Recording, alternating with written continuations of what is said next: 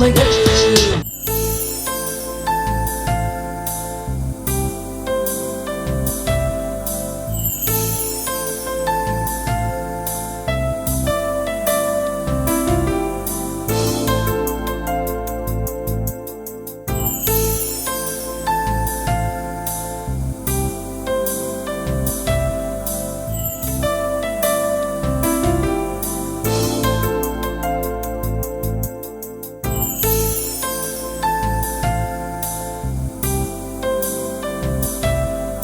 வணக்கம்.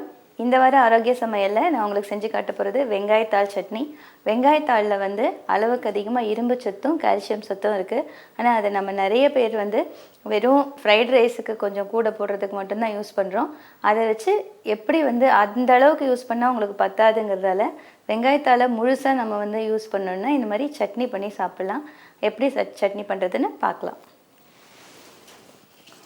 வெங்காயத்தாளை நல்லா க்ளீன் பண்ணி கட் பண்ணிக்கணும்.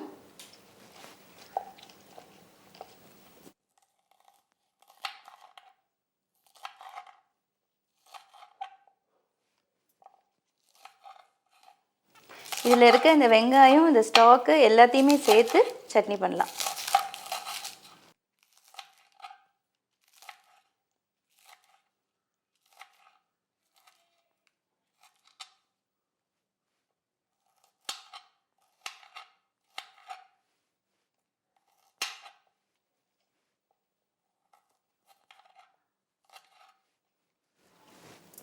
வெங்காயத்தாள் வந்து நான் சொன்ன மாதிரி கால்சியம் இரும்பு சத்து மட்டும் இல்லாமல் அது வந்து ஒரு ஆன்டி ஆக்சிடெண்ட், அதாவது நம்ம உடம்புல இருக்க அந்த நோய் கிருமிகளை வந்து அழிக்கிற கெப்பாசிட்டி இருக்குது.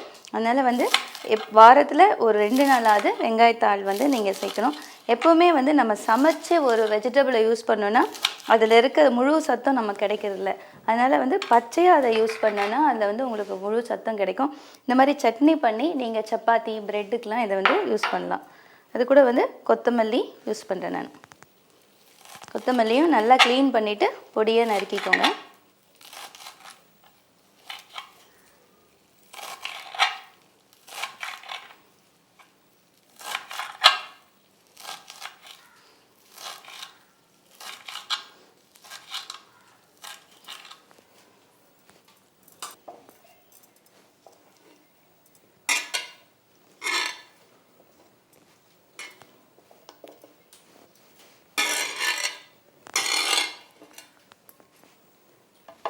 இது கூட வந்து ஒரு 10 வேர்க்கடலை வந்து யூஸ் பண்ணுறேன், வறுத்த கடலை.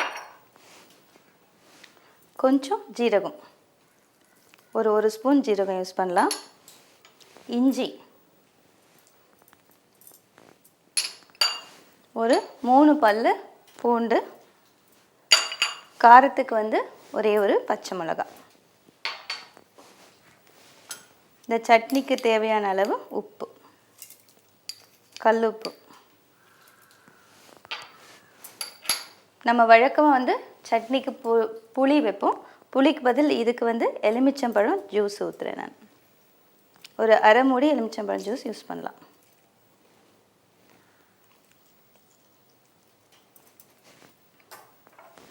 இது எல்லாத்தையும் வந்து கொஞ்சம் தண்ணி சேர்த்து சட்னி மாதிரி அரைச்சிக்கணும்.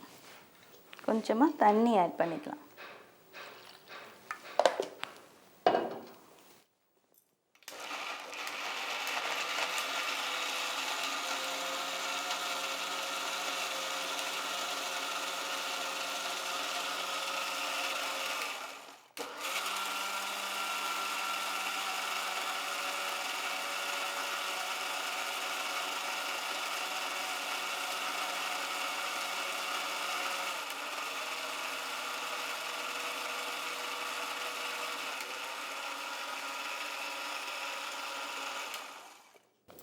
நல்லா அரைஞ்சிச்சு.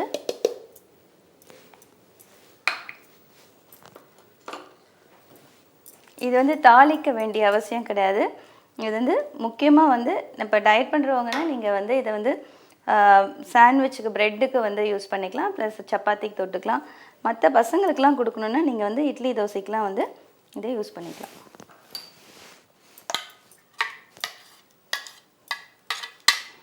இந்த வெங்காயத்தாள் சட்னி வந்து நம்ம எப்பவும் பண்ணுற சட்னியை விட ரொம்ப டிஃப்ரெண்ட்டானது. டேஸ்ட் ரொம்ப நல்லாயிருக்கும்.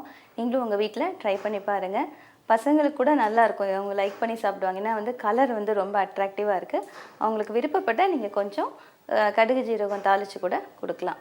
ஆரோக்கியமாக இருக்கணும்னா எப்போவுமே இந்த மாதிரி நிறைய பச்சையாக வந்து காய்கறிகள் சேர்த்துக்கணும். ஏன்னா நம்ம சமைக்கும்போது அதில் இருக்க வைட்டமின் சி வந்து அழிஞ்சிரும்.